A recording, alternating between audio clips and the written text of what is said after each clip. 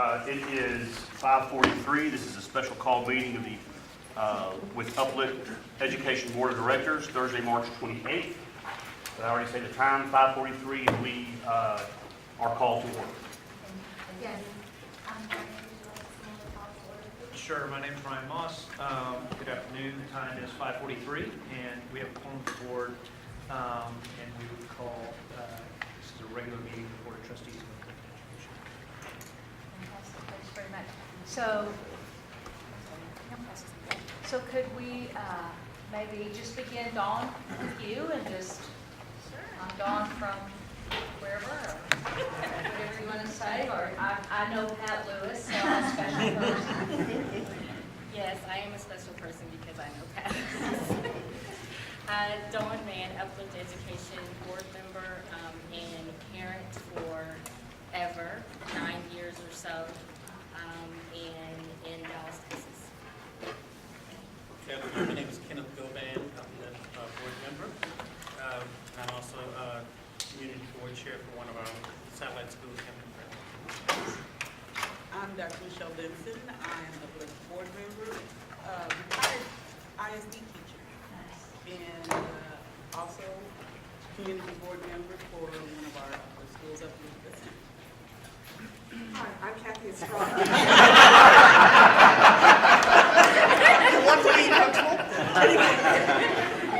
I'm a founding board member for our schools in Fort Worth and Mighty and Meridian. And I'm Donnell Wiggins. I'm on the board and also on the Community Advisory Committee for Uplift Bloom. Ardo Fuentes, I've been involved with Uplift for approximately 5 years, and I'm chair of the governance committee. Richard Fraper, I'm vice chair of the board. Josh Terry, I'm the chair of the finance committee. Ryan Moss, I'm the chairman of the board. Yasmin Bhatia, the CEO of Uplift. On behalf of the entire Uplift team, we're so glad to be here with everyone tonight. Our partnership with Grand Prairie ISD is a tremendous source of pride for our organization, and we are just so pleased to partner with our colleagues from Grand Prairie ISD and to get to be part of the special things happening at Uplift in the elementary. Yes, of course, and it is my pleasure to introduce our joint board special guest for this evening, former state senator Florence Shapiro, who now has her own advocacy organization and has worked closely with both of our organizations through the District Charter Alliance. Thank you for joining us. We appreciate you being here very much. And I'm Susan Hull, Superintendent at Grand Prairie ISD. I am Burke Hall, board president of GPISD, and most importantly, proud father and proud grandfather. I'm Aaron King, vice president of the school board, and also a proud father of not only GPISD students, but also Uplift Grand students. This is David. Did David step out? I'll introduce David Espinoza, who's back there. You want to speak? You want to? I'll pass. All right. He's one of our board members. I'm also one of the board members here in Grand Prairie, and a father of a GPISD student. My name is Chester Prairie. I went to school in Lane. Been on the board for 11 years, and I'm excited about listening to you and learning from you tonight. I'm Gloria Carrillo, and I've been on the board for 1.5 years, and I'm the parent of 3 graduates from South Grand Prairie High School. Terry Brooks, I also went to Lee, about the 5th generation of Grand Prairie ISD graduates. I've been on the board for, I think this is my 23rd year. So, anyway,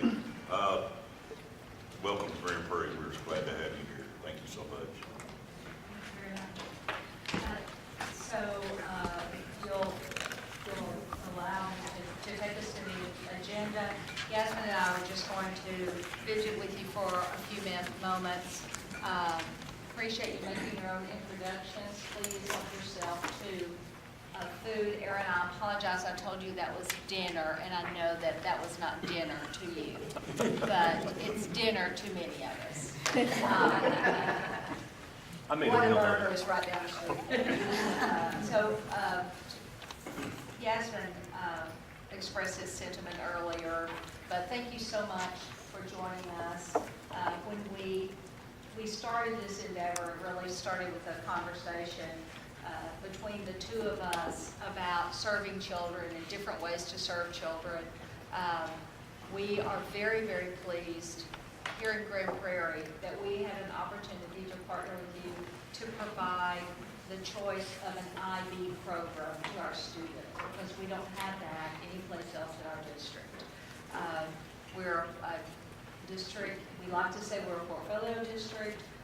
More than 50% of our schools are schools of choice, and Uplift is a viable piece of that. But more importantly than that particular curriculum, there's been a partnership built to allow for sharing of methodology, sharing of staff development, sharing of philosophy that has caused what my chief of staff would say, all boats to float higher. And that's been the most important and most impactful piece of this partnership. So tonight, we are going to ask you to take some action to take this to the next level, because a year or so ago we said, what happens after 5th grade?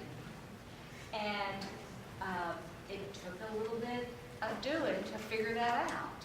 But what we're going to ask you to approve tonight will allow Uplift Lee's 5th graders to choose to continue to be GPISD students and to attend class at Uplift Grand, continue through their IB programs that they've started with, continue with their friends that they've been in school with, but retain that partnership. We think that it's a very, very different model. I don't know what's going to come out of it. Last night, my husband was watching something on the news. I don't watch the news anymore because I'm usually on it, so I stopped watching it. And it was about going to the moon again.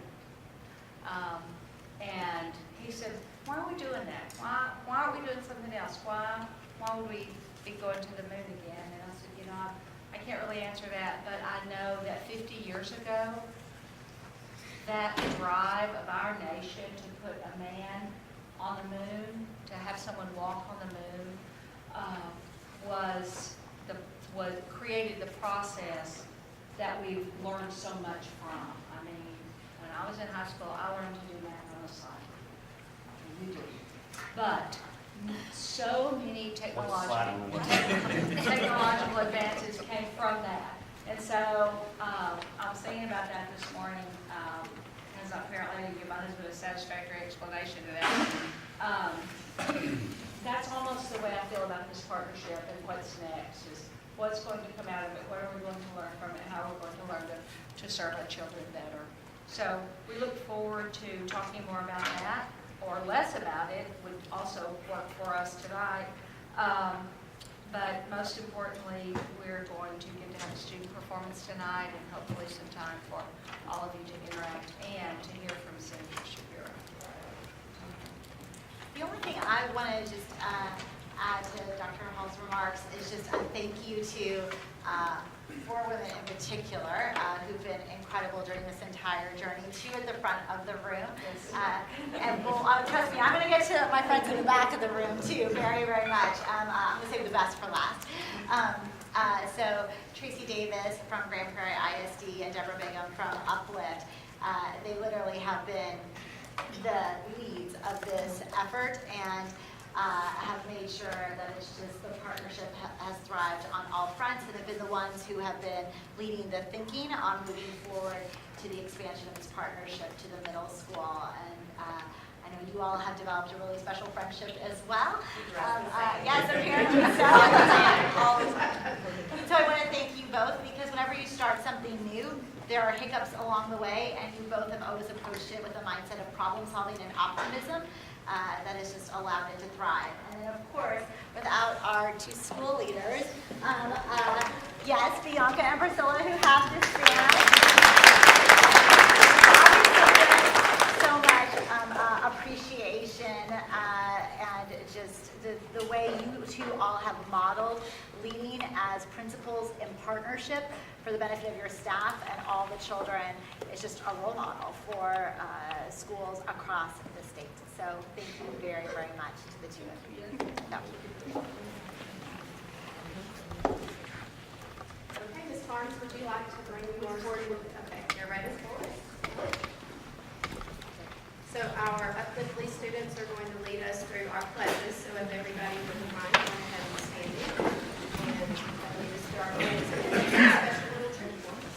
All right, so we have Haley Massey from 5th grade and Cameron Massey that's going to lead us in the pledges and then our Uplift prayer. I pledge allegiance to the flag of the United States of America and to the republic for which it stands, one nation, under God, indivisible, with liberty and justice for all. Honor the Texas flag. I pledge allegiance to thee, Texas, one state, under God, one and indivisible. I pledge to do my best this day to honor myself and others in everything I do, to accept responsibility for my own learning, and to encourage others as I embrace my own opportunities to grow, to exercise leadership, and to prepare myself for college at every opportunity. For me, mediocrity is not an option. Only excellence will do. Who I am has value. What I think has value. Ita et nos dismal decisions. Who I will become is invaluable to the world.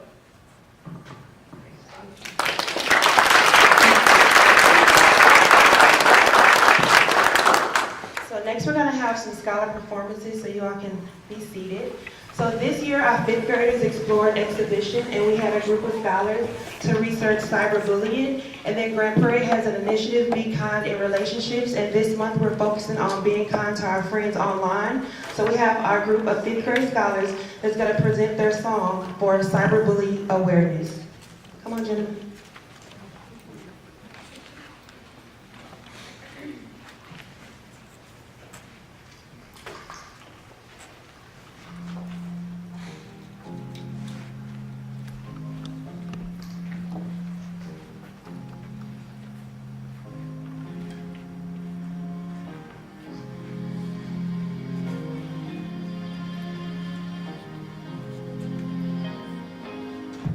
I've been under love and I'm offline. Even cyberbullying all night.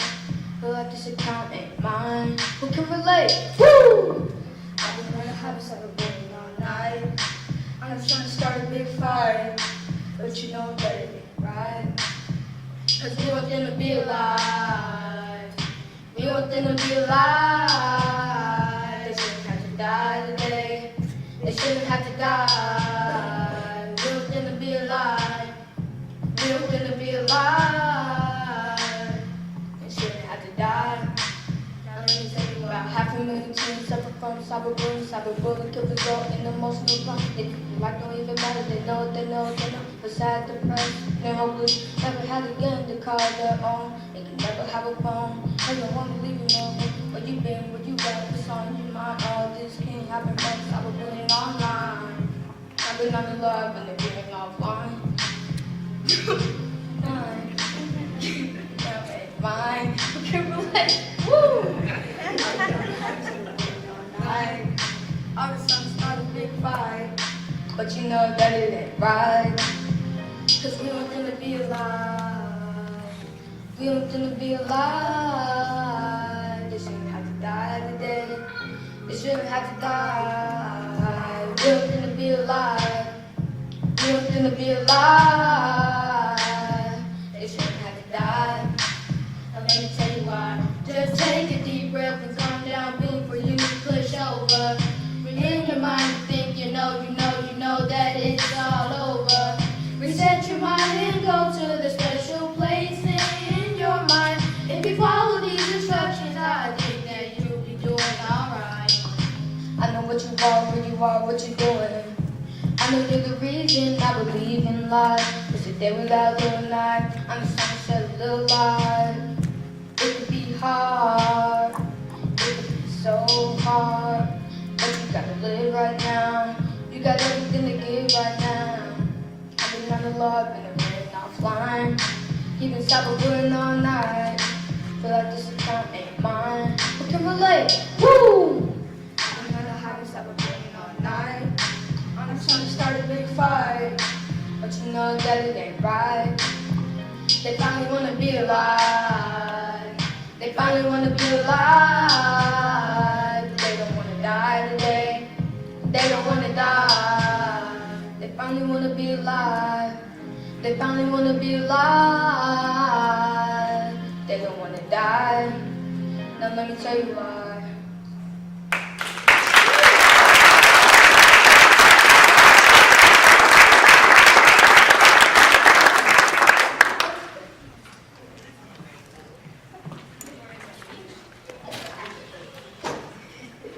Thank you very much. Thank you, scholars. There you go. We're going to go ahead and Senator Shapiro, may we hear from you? Yes.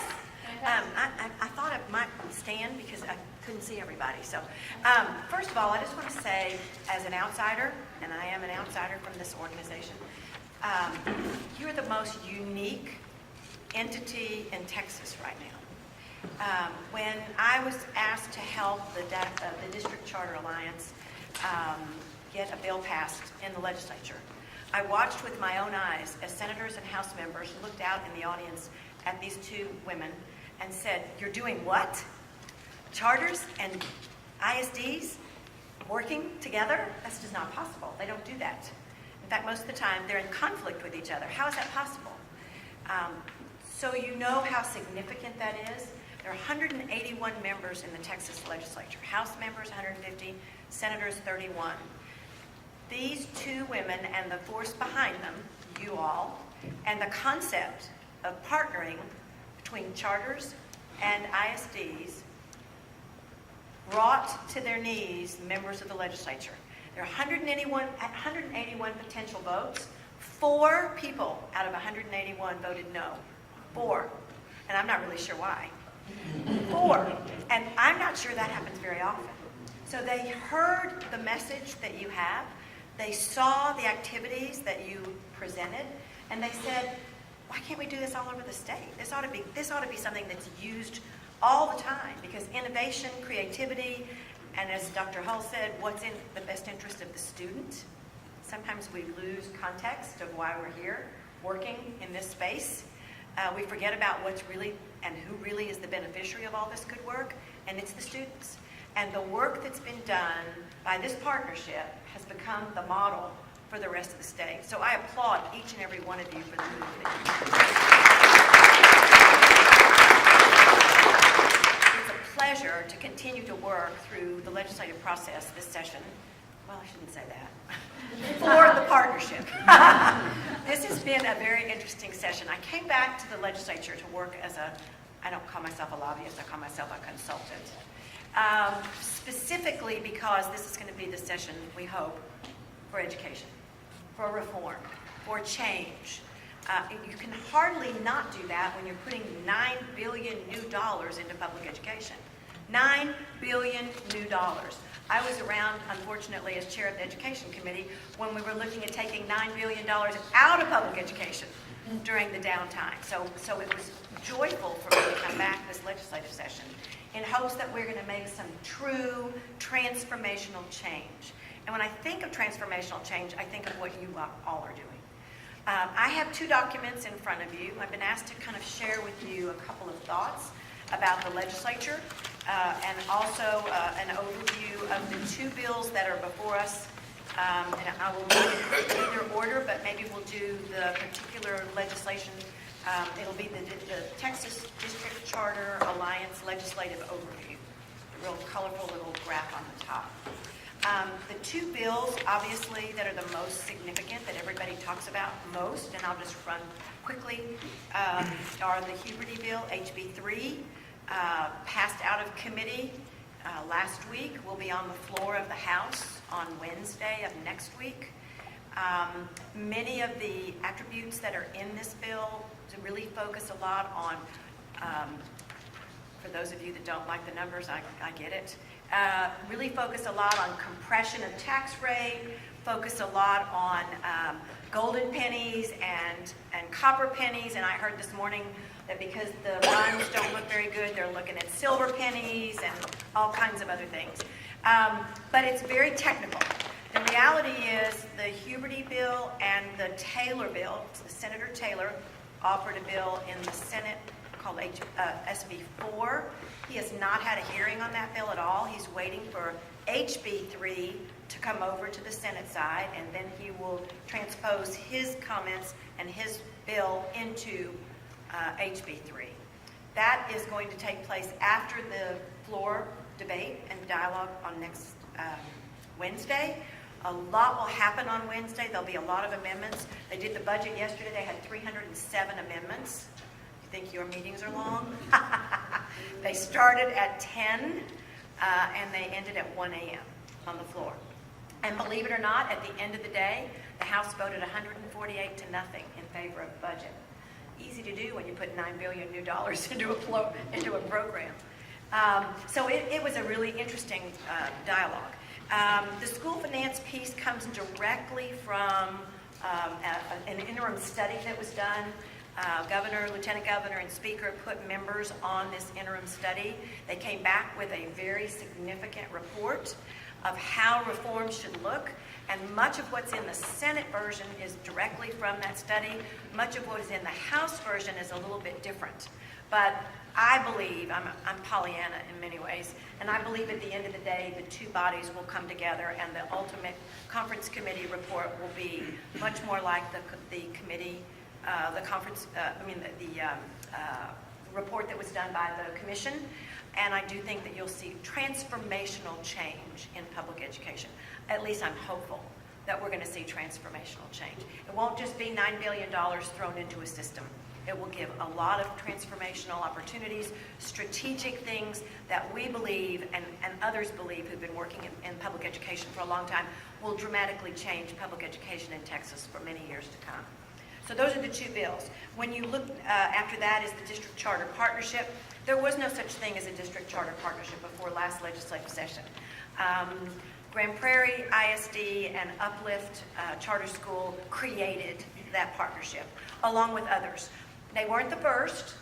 Spring Branch actually did this in what they call the Sky Partnership, and they do that with KIP and with YES. But it's very different than what we do here in Grand Prairie and at Uplift. So there were two organizations, and I think Aldine does that as well. They have a program. So of all, 1,041 school districts and 200 and some odd charters, those are the three that actually brought this bill to the forefront. And I think today, at the bottom of this, you'll see on the last page, I believe, what the membership is now. The ISDs that are in this District Charter Alliance are Fort Worth ISD, Grand Prairie, Spring Branch, El Paso, San Antonio, and Midland. And the Charter Alliance is Uplift Education, IDEA Public Schools, KIP Texas Public Schools, Yes Prep, Democracy Prep, Responsive Ed, Solutions, and Great Hearts. And we've heard from several in the last couple of weeks that would like to join. So it's just getting larger and larger and larger, and there are more and more ISDs and charters that are starting to form partnerships under what we're calling 1882. It was Senate Bill 1882 that actually created the incentives for partnerships to follow. So reality is what we were hoping through the 1882 partnerships is that there would be no bills and that we would be able to maintain the 1882 partnerships for a while, let them grow and prosper, and then if we needed to tweak them in some way in 2 years, we would do so. But that doesn't mean you can stop members from actually filing bills, which they did. Senator Menendez out of San Antonio has filed a bill specific to a lot of things that he thinks need to be fixed in some issues and some intervention team proposals. Senator Betancourt, I don't know how many of you know what happened in the Houston ISD, aside from the fact that they're having many, many major problems. But one of them was one of their partners, rather than partnering with a charter, they wanted to partner with the city of Houston. And it became very apparent it was to get out of having to pay Robin Hood money. And so Senator Betancourt has said, we will ban cities from actually partnering. We think it ought to be charters or not-for-profits, and that cities shouldn't be involved. And so he's got a bill to ban cities from partnering, which is kind of an interesting concept. Senator Lucio from down in Brownsville actually has a bill. He'd like to see pilot programs, and he'd like to see 12 ISDs at a time. Those are specifically ISDs who have improvement required, and that they would partner, and that the TEA would actually monitor this and maybe even continue to give financial benefits as well as accountability pause, which is what you all have. Representative Craddock is representing Midland very significantly. Midland has some very unique issues as it relates to extending their grade levels. Senator Betancourt also has another issue with Spring Branch that is supposed to be very specific to Spring Branch and the Sky partnerships that I mentioned earlier. The one that's probably the most egregious is Representative Gonzalez, who's from El Paso. She wants to prohibit charters from ever receiving more funding than the largest ISD in their footprint, and that would pretty much indirectly take away any benefits that we have in 1882, and probably 1882 would go away if that's the case. And then Representative Bales, very similar, would prohibit charters from receiving more money as well. So there is a move, unfortunately, in the legislature among some to smack the hands of charters for varieties of reasons, because they see them as competition. And as you look at your partnership, this is exactly the opposite. This is not competition. This is co-opetition, as you like to say. And I think the more that the legislature sees how successful you are at what you're doing, the more they will recognize that these bills that are egregious against 1882 partnerships should not pass. So we're hopeful that we are going to be able to stop them as best we can. Any questions about any of those? So filing deadline's over as far as filing bills. These are the only bills that have anything whatsoever to do with 1882. And hopefully those that are very specific to city relationships and things like that, I don't think really affect us that much. And Midland is a very specific, and so is the Spring Branch one. So really we didn't get a lot of ruffle or kerfuffle, I guess. Any questions about any of these? Okay. Do y'all want to hear about HB 3 and Senate Bill 4? Okay. The commission was made up of 12 people. 3 senators and 3 House members were all on the commission. They are also 3 members on the House Public Education Committee and 3 members of the Senate Education Committee. So they're the 3 leads as far as these bills are concerned. The chair of Public Education is Dan Huberty out of Humboldt, Texas. And the chair of the Senate Education Committee is Larry Taylor, who's from Friendswood down in the Houston area. And they were on the committee. So from the beginning, they said, we are going to do as much as we can to keep the commission report intact and try to really look in that direction. Unfortunately, it didn't turn out that way. As always, House and Senate don't necessarily always see eye to eye.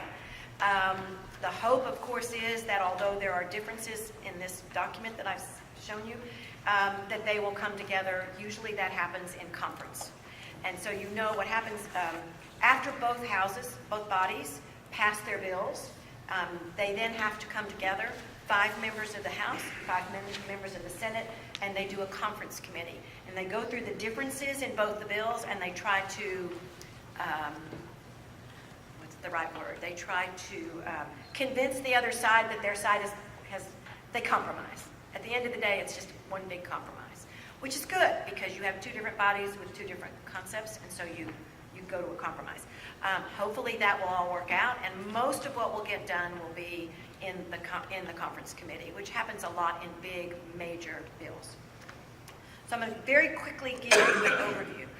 The House bill, which Huberty, as I mentioned, has already passed out of his committee, and is actually going to the floor.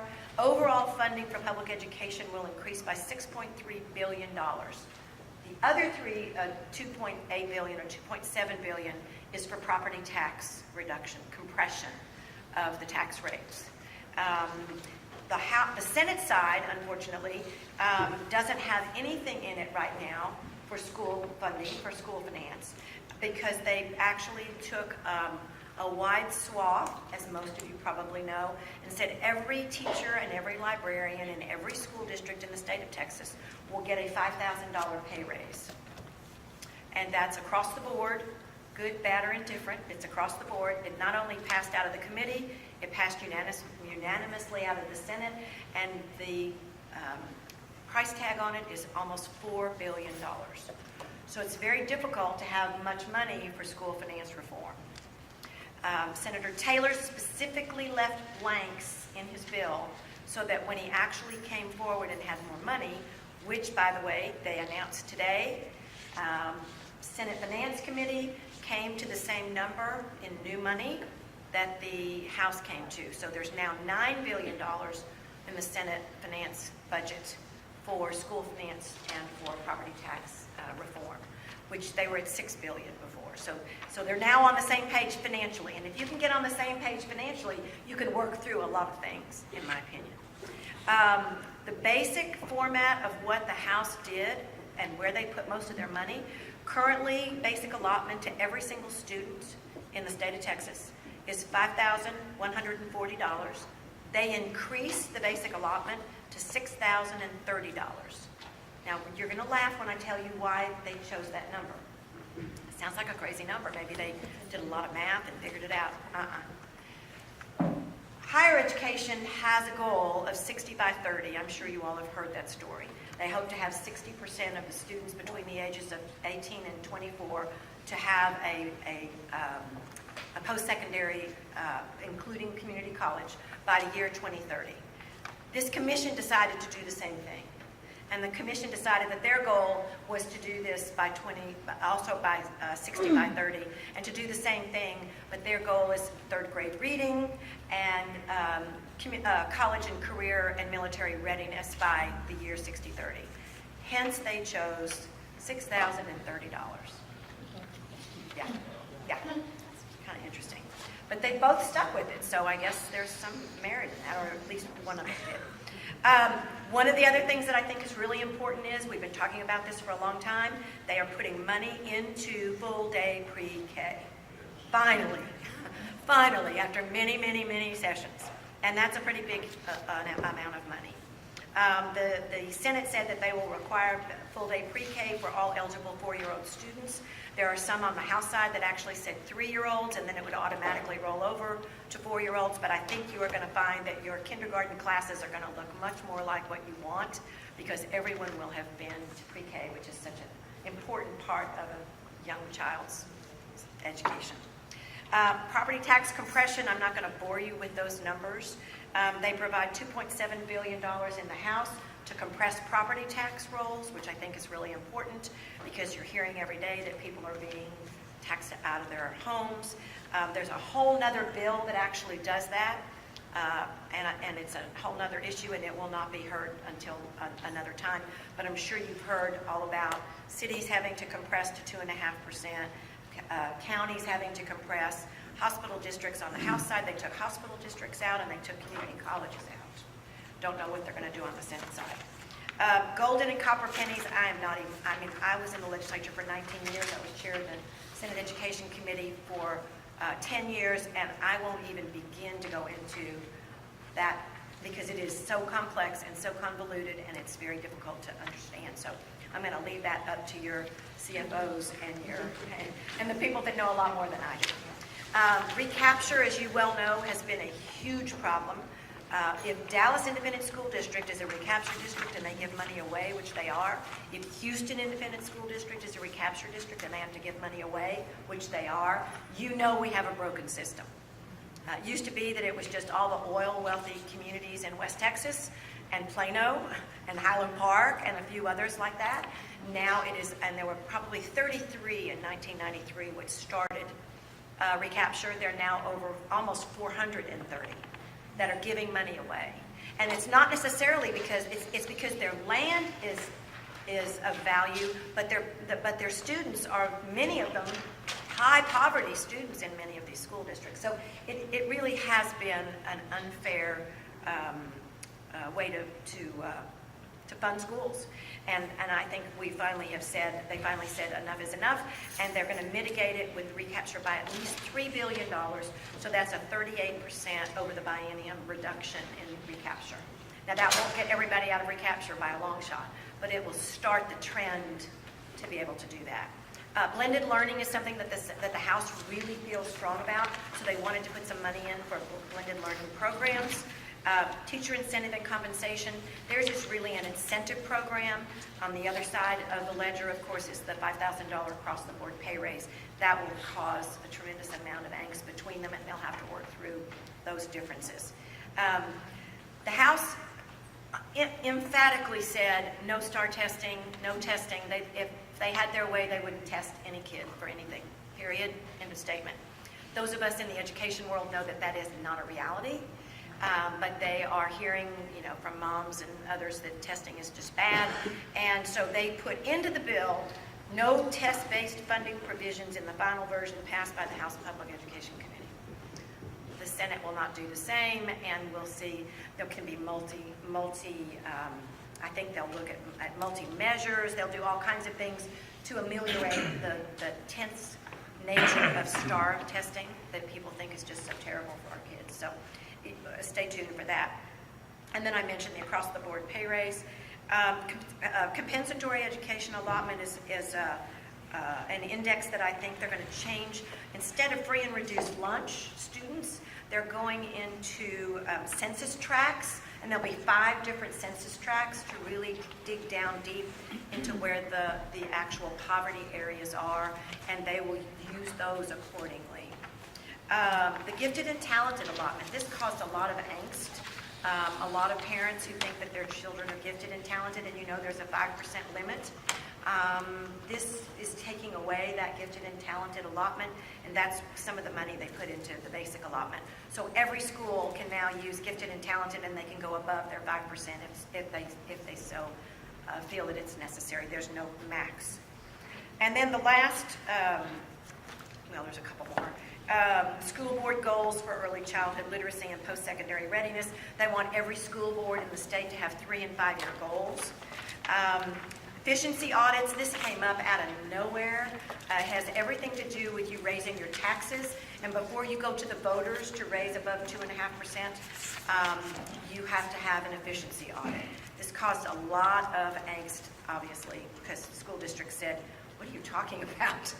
So we'll see. There's no similar provision in the Senate. And other weights that I think are important to note, dyslexia got a higher weight, dual language got a higher weight, CTE got a higher weight. The House went down to 6th graders to do CTE instead of 8th graders. We'll see how that kind of falls out. The House also put $100 million a year into NIFA, which is the new instructional facilities allotment. That's a lot of money. That may be part of the discussion at some point. And the small and mid-size adjustments are going to be standalone adjustments as well as special education. The only other thing that seems to be of real concern is the cost of education index has gone away, high school allotment has gone away, staff allotment has gone away, and they're phasing out any of the 1993. Yes, they still have 1993 hold harmless from Robin Hood. Imagine. So they're trying to phase that out by putting more money into the system for that. And you'll like this one, Dr. Hull. They're changing the transportation allotment. Finally! It's only been since 1985. Oh, yeah, It's okay. 1985. We don't catch on very fast. But they're changing it and replacing what was the linear density, which was a calculation that didn't make any sense for suburban areas, and they're doing it actually by per mile allotment. So there will be great benefit to many school districts on that. So I'm going to stop and leave it to you to ask questions if I didn't confuse you more than you were before you walked in. You didn't mention how much about dyslexia. It's a weight, it's a .015 weight above what the regular basic allotment is per child. Yeah, it's weighted, as is dual language. There's been some conversation lately about readability, especially on the 3rd and 4th grade STAR. Do you see that getting any traction? I think it's going to be a totally different issue. I think what you're going to hear, and I've heard this from Commissioner Morath, he said this to the committee when they were discussing the first day they were looking at HB3, and they all started going off on a tangent on STAR and how bad it is, and it's not really reflective of what the students do, and it goes 2 or 3 grade levels above. I mean, I heard all of it, so I was in the meeting. But one of the things that they said was that's a completely different issue. And as long as we don't use it for incentives or for anything else, let's look at it from a different perspective, and let's look at the STAR program. There are lots of bills to discuss how we go from where we are here today to where the STAR needs to be. So I think you're going to hear a lot more about it. They're so engulfed in these 2 bills. Once these 2 bills are off the table, I think you'll see a lot more. And then both the House bill and the Senate bill address FullDay PreK. Correct. One giving a waiver opportunity if there's If you no don't have space seats. availability. Correct. Does that mean, does it look to you like there will not be an option for any half-day? I think if you don't have the seats, obviously, you can't do a full day because you're going to have 2 half-days most of the time. But I think if their seats are available, I think they're asking that you do have. And it's very specific to low socioeconomic students because that's where the need is. And we prefer full day. We have a full day is there for anyone who Do you have wants enough it. seats? But we have enough seats. Good. But we still have some parents who prefer half day. And I think that's going to have to be addressed. And that's okay. We'll figure out a way. They're not going to force anybody to go full day if they don't want to. Yep. Yes, ma'am. Are the weights for dyslexia and dual language, are they going to be the same? No, they're similar? different. They're different. Different. They're different weights, and I can't tell you exactly what they are, but they're over and above the basic allotment, which is what you need to be able to really hone in on those problems. I think the dual language is more heavily weighted than the dyslexia.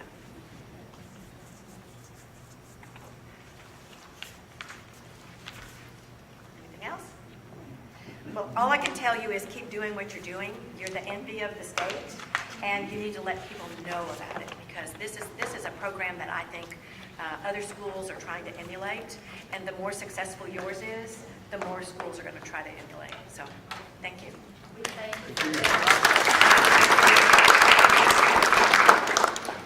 Welcome.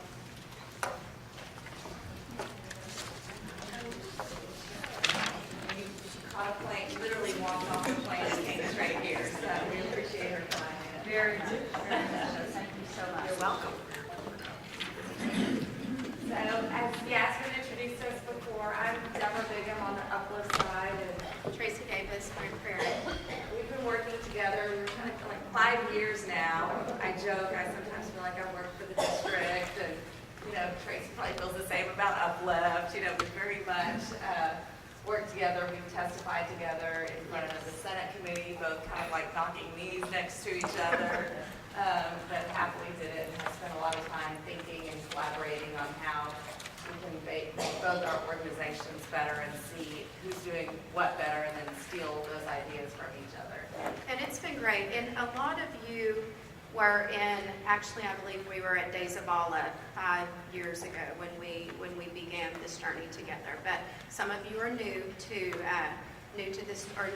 this table while we're talking about this. So we want to take you on the journey of how we got here today and how we have how our teams, we're going to have our principals, oh, here they are. Our amazing campus leaders are going to be here to tell you what it looks like on a day-to-day basis and how they get to interact with each other. So, and I believe that Ms. Shapiro actually did a great job of talking about why we're moving forward in this journey, and it is because in Grand Prairie ISD we do try to be we are on the cutting edge of innovation. and wanted to partner with a high-performing charter school to allow our students to have the IB experience. So that is, and Dr. Hall and Yasmin, amazing, innovative leaders, really branched out and took a risk, and of course our boards along with them to make that possible in our public school. And Uplift wanted to continue serving Grand Prairie students without having to build our own building, and being able to collaborate with you all and serve more kids through a different methodology. They're not our kids, but they are our kids. This was a great opportunity for us to do that. And so it does give us the opportunity to, as Deborah just said, to bring our competition into the district and jointly benefit the kids that we serve together. So it's been a great thing when technology works. There we go. Okay, so we are now in, we're just going to give a few updates, and then really we want to let our campus leaders do a lot of the talking about what it looks like. But we are in 4 years. We began K2, and now we are in K5. We currently have 249 students attending the Uplift Lee side of this campus. And their demographics really do monitor fairly closely the demographics of our district. We have 74% free and reduced lunch. So we're going to let these ladies talk a little bit about, I'm sure you want to know how they've been doing, what their data looks like, and how they've been interacting together. So we're going to let them come on and talk. So welcome, ladies. Thank you very much.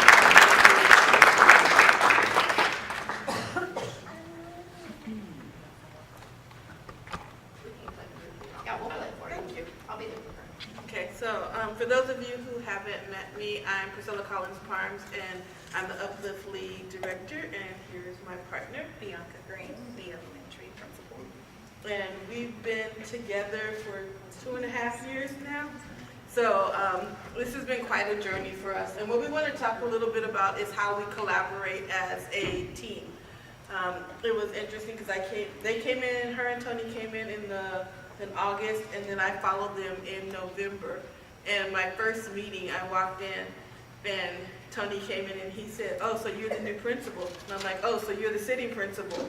And then right then we knew this was going to be a great partnership because we were kindred spirits. And so Bianca and I have continued the work that Tony and I had started in that first year. And we spend a lot of time really collaborating over academics and culture. So we wanted to make sure that everyone knew that they went together hand in hand. And as you walk our building, you'll see that besides the uniform, it's starting to be really difficult to tell which kids are Uplift kids and which kids are GPISD lead kids. And we do that intentionally. So when we say this is our building, it really is our building. And we take care of every single scholar in the building. So if I'm walking down the hall and I see corrections that need to be made for kids that technically belong to Bianca, I make those corrections and they move on, and she does the same. And you know, sometimes the kids are confused. They're like, "Are you the principal?" "Yes." "Is she the principal?" "Yes." So, and you know, and that took a lot of work. What we've been able to do this past summer, we started doing joint PD. And we think that has really elevated the ability to collaborate together. I remember when Jasmine first told me about the school, she's like, "Oh, it's going to be a school within a school." And I had my little model like, "Oh, good, but we're going to get that wing in the back. I'll put my office in the corner." And she's like, "No." And so we are literally side by side. So when you walk our building, the kindergarten classrooms are right across the hall from each other. The other grades are right next to each other. We are totally integrated in the building, and I had never seen anything like that. We share a lot of space. It's really helped us because we share this beautiful library, and we were so excited, like, "Come see our library." And what we've done is making sure that as we sit down and we do our budgets, we budget for like the IB books. So I pay for the IB books a little bit out of my budget, and then she pays for them a lot out of her budget. They have more money than us, I'm just saying. We're Stacy. So that there's been a lot of collaboration that way. Also along with technology. So you know, even something as simple as trying to test kids for STAR. we didn't have enough iPads to test kids. I called Bianca like, hey, we need some iPads. I don't know where they came from. They magically appeared. They were on my desk, and we were able to test our kids electronically. And that's something that we wouldn't have been able to do without the collaboration with each other and the teachers. Collaborate very well. I saw my coach leave with the incubator for some eggs because she was gonna get some eggs to give to one of her teachers. Right. So they can, it's just a beautiful relationship our teachers have, and they really do collaborate very well. And when we go on the Grand Prairie field trips, we go together. So when we sign up, we have to get our calendars in sync.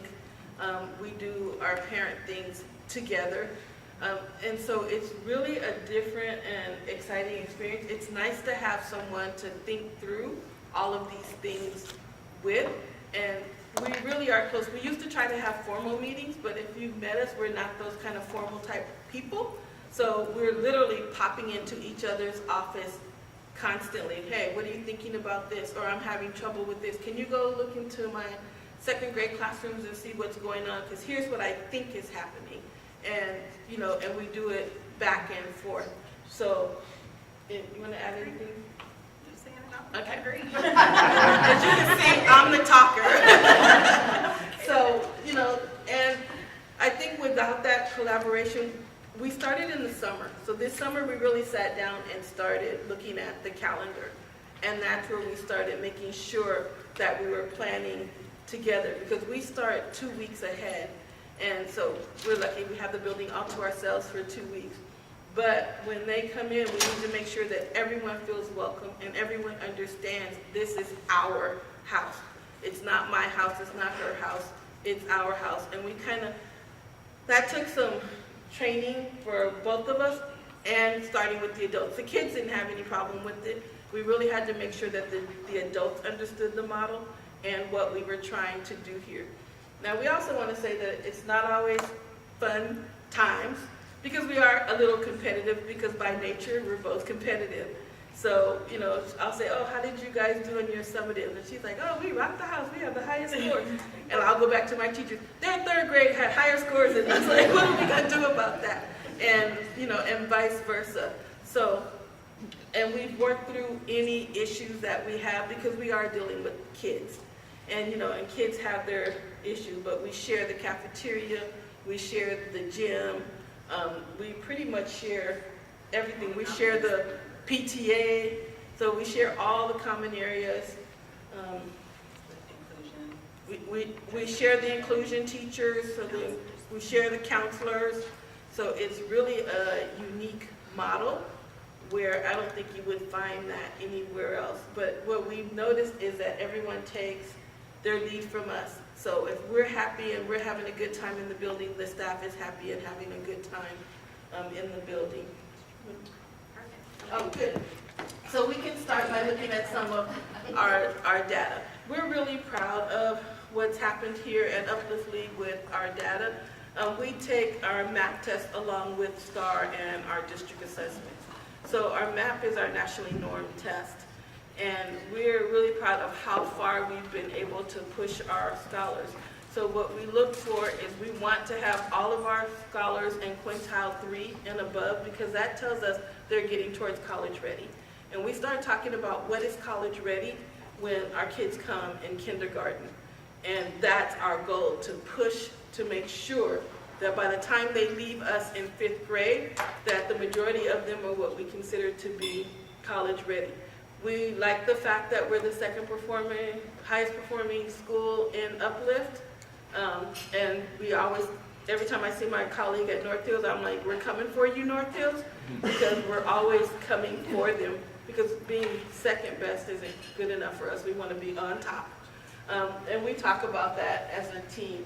As you can kind of see, as we look at our rating last year, Uplift League was an A-rated school, but we wanted to make sure that our partner was along with us. And we talked about that a lot, that we want to be at a minimum a B school, but we wanted A's. And so we worked really hard on getting those A's. And we did that by really focusing on literacy. Both of us had a literacy focus. Both of us put guided reading as the #1 thing that we needed to have happen in schools.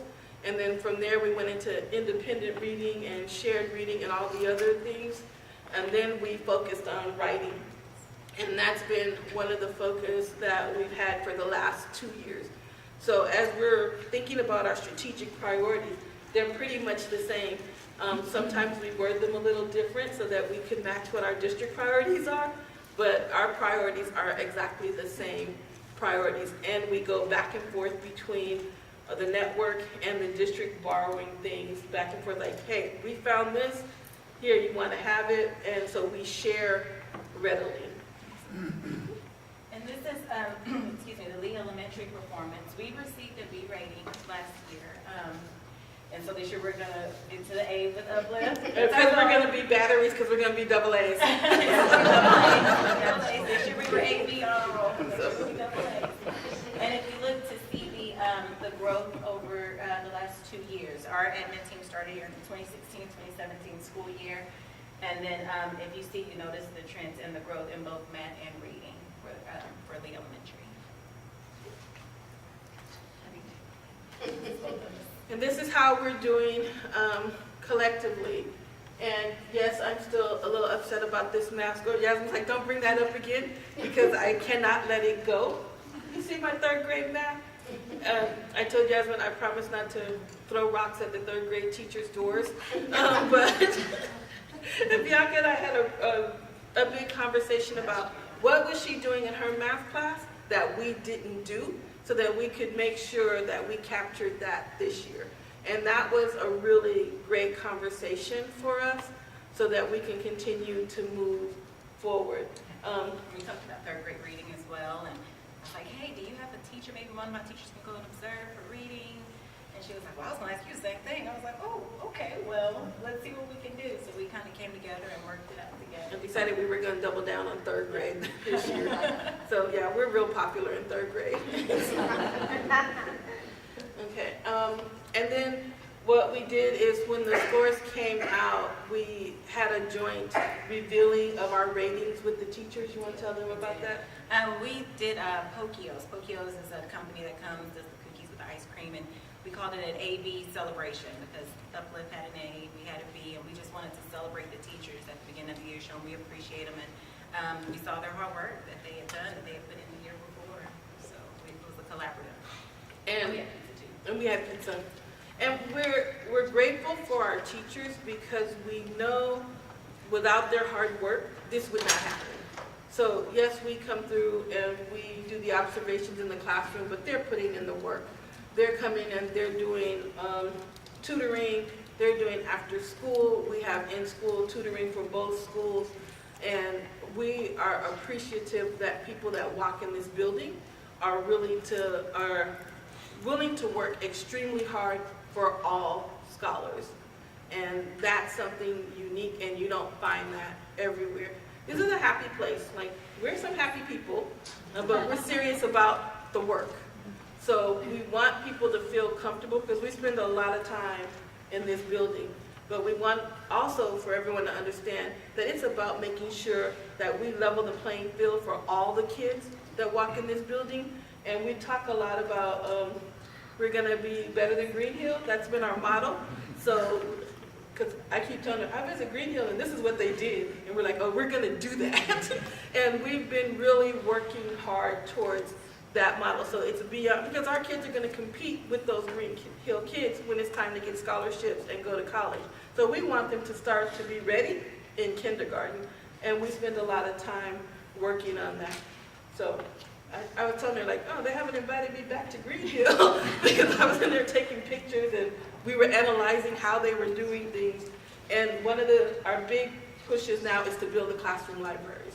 So we have a beautiful library here, but our goal as we go into next year is to continue to build our classroom libraries. Because that was the first thing I came back from Green Hill and I said, they have books all over every single classroom, and we're going to do that. And so we've been working on that. Thank y'all so much. I mean, you can tell they don't like each other.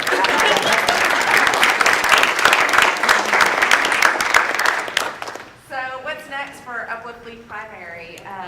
We have officially started the application process for official IB authorization. So when kids are in the IB program, it's not just the officially authorized one, and that's a multi-year process to get IB authorized. So we're excited to start on that. We're going to enroll new families from the GPISD experience and continue to fill classrooms with families that are interested in the IB program. Continue to collaborate with the front office team on that. And then, of course, these two amazing ladies are going to continue collaborating with each other and continue a strong collaboration, a strong team for Lee and Uplift Lee. And then we're going to be transitioning our 5th graders to their middle school choice. So many of our students that have gone through the Uplift Lee program would like to continue on with their International Baccalaureate education. And so we want to provide them, they will still be Grand Prairie ISD students, but we want them to have that opportunity. So we're going to discuss that with you all tonight. So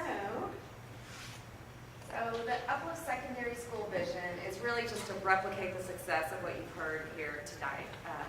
We've been doing this for 4 years. We've worked out a lot of the wrinkles along the way, I think in a really collaborative and generous spirit.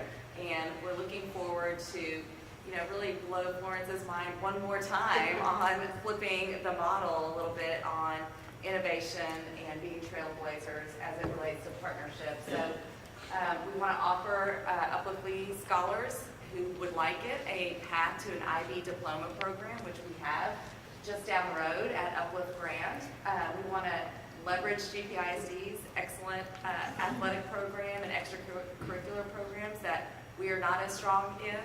And we want to leverage our Road to College program and some work that we've done actually in the last 6 months. It's really going to take it to the next levels and help kids get set up really for some strong career choices in their lives. So the secondary vision leads us to Uplift Grand, just down the road. It's an Uplift building. It has capacity for more scholars. We take new kids in every single year in 6th grade. We have a K-12 that's a pre-K-12 that's operating there. And we have capacity at the 6th grade level every single year. That is where it's located. It's currently a K-12 IB World School, so it's fully authorized. It's in its first year. It has a diploma program, and we already have kids there operating. There's about 40, maybe 39 kids that would like to move forward in an IB school, and we would love to provide them that opportunity. These are our 2 principals at Uplift Grand. So on your left is Miss Weathers. She's been with our organization for, at least 5 years. She has been a middle school principal for, I think this is her 2nd year. And Brady Cooper has been with our organization. He started off as a TFA teacher. He taught at Uplift Hampton. He was an operations director. He was the academic director at Uplift Hampton. Has moved on to be the high school principal at Uplift Grand just this year. So we have 2 proven leaders at Uplift Grand.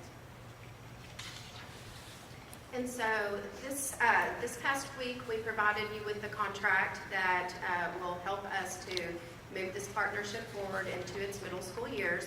I want to let you know that all of the faces that you see here in the back, we worked really collaboratively together. It is members of the Uplift team, members of the Grand Prairie team who have come together to really focus in on what this program needs to look like for our GPISD students at Uplift Grand Preparatory Secondary. We'll just add a bunch of names to it just to make it So the contract, it defines the Uplift Lee secondary students as Grand Prairie students, so they will still continue on as our students.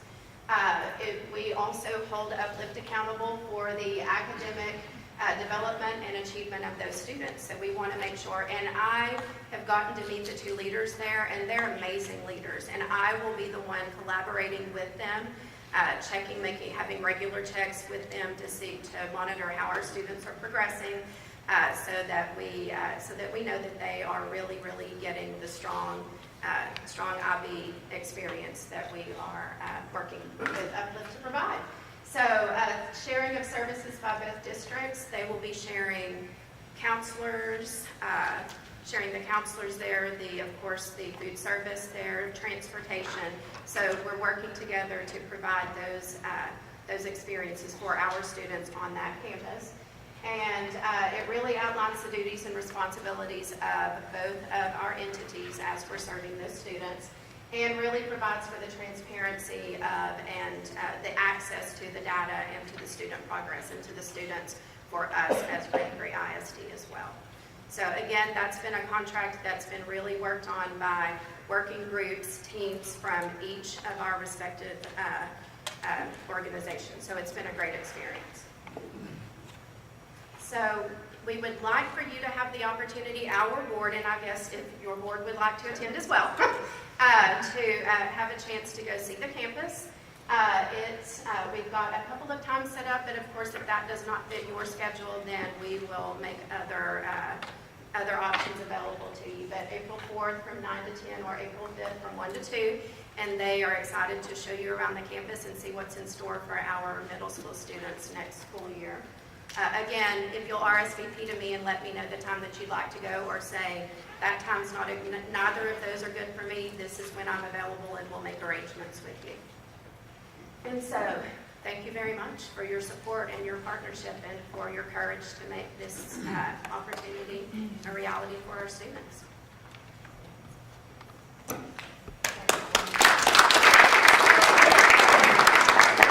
We'd like to ask if board members from either Uplift Education or Grand Prairie ISD have any questions about the contract or the partnership. I do. I would like to, first of all, want to commend our staff, Uplift staff, and GPISD staff for really working so hard and so passionately to, for this very unique creation that we have in this district, or in our district, I should say. So I would ask the chair at Uplift is, what do you think? Are the outcomes what you want, and is everything meeting your expectations? Well, look, I mean, first of all, Deborah and Tracy, thank you so much. There's an enormous amount of work here that I don't think we can even start to understand. So thank you guys very, very much. And Bianca and Priscilla, could they leave? You're back here. Thank you guys so much. There's absolutely no way this works without y'all's leadership and passion and enthusiasm. So thank you guys very much. The willingness to cooperate, obviously you can't do something like this without a willingness to sort of think outside the box and work really hard. And if you take it back to first principles, I mean, we're all trying to do the same thing, right? We're trying to serve kids and give them the best alternatives that they have. And, we're honored to be y'all's partner. We're flattered that you guys were willing to invest with us, because we know that when you started to do this, it was provocative and unusual. And y'all's willingness to invest alongside us, we are really flattered by. And to y'all's board, you guys, your willingness to be supportive of this effort we're really, really appreciative. And again, if we take it back to first principles, the idea is to Grand Prairie kids, or any kids, give them the best alternatives they can. So it's a kind of a really long-winded way of saying we are thrilled with the partnership. It's something that we brag about in all kinds of different situations. When we're in Austin, it's something people want to hear about, and we're really proud to talk about the progress that we've made together. And so there's really, the idea to be able to move this onto the secondary platform is something that we're thrilled by. We're really excited for you guys to get out and see Grand. It's a school we're really proud of, and think you guys will be impressed. So we hope you guys take the opportunity to get out there and see it. But to answer your first question, we are delighted with the partnership. We could not be more flattered in y'all's willingness to partner with us, and are just really appreciative. And Dr. Hall and Yasmin. But, you guys talk about everybody else in the room, but you guys, it really all started with you guys. So thank you very, very much. Does the state restrict you from taking contributions to Uplift from generous donors? No, Uplift is able to receive local philanthropic dollars. And in the early years of the Yes. partnership, we actually received 3 grants from the Gates Foundation, from the Meadows Foundation, and from Educate Texas to help us start the partnership, because as we were figuring things out, there was a little bit of deficit that we were trying to cover. And so we've been able to manage that with some private philanthropy in the early years. So just say, I was on this board, I guess it was 4 years ago, and I remember when Dr. Hull came to us and with this idea, and I remember there was a little bit in the room, there was a little bit of we're gonna do what? We're gonna do, you know, but I can tell you, I was excited then for this, and I'm just as excited today as I was then. So, anybody else?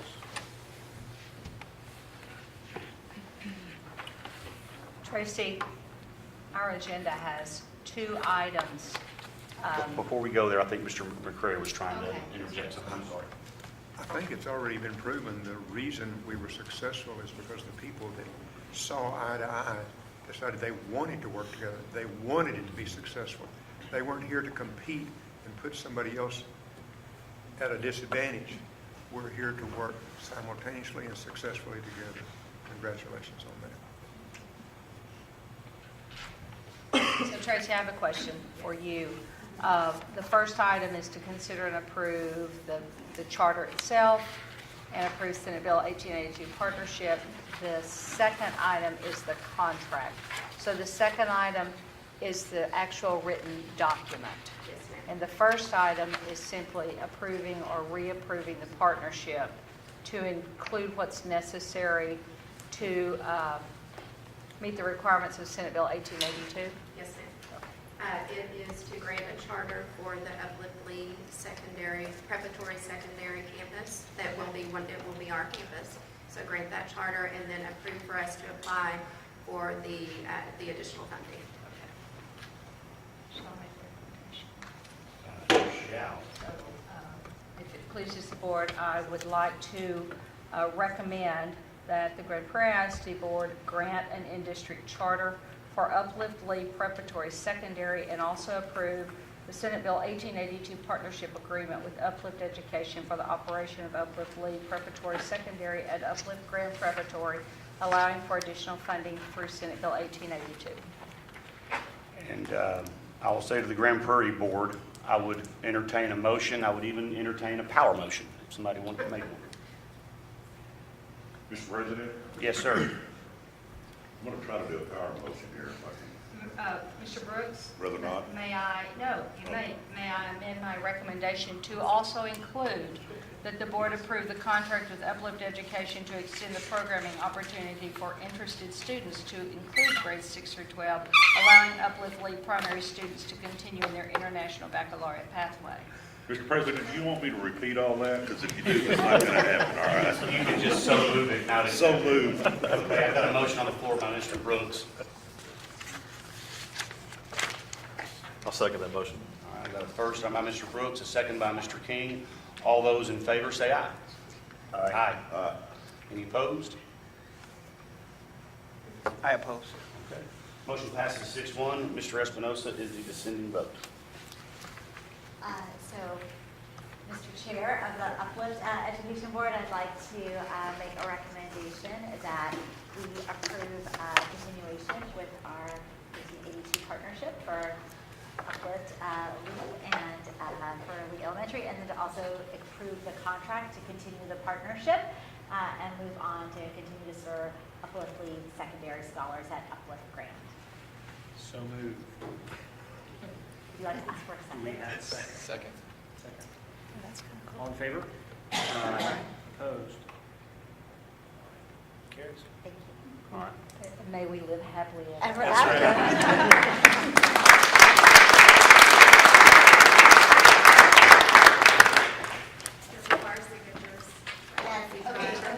Yeah, so please, if we could make sure we capture everyone's signatures, and is that coming around? Mr. Burke, do you have it?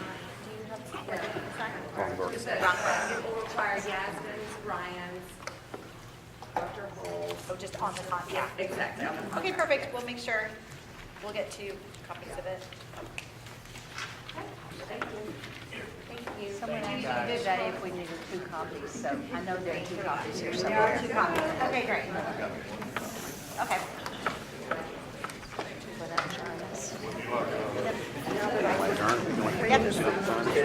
Okay, Grand Prairie. It is 6:57. We are still GPISD and we are adjourned. Yes,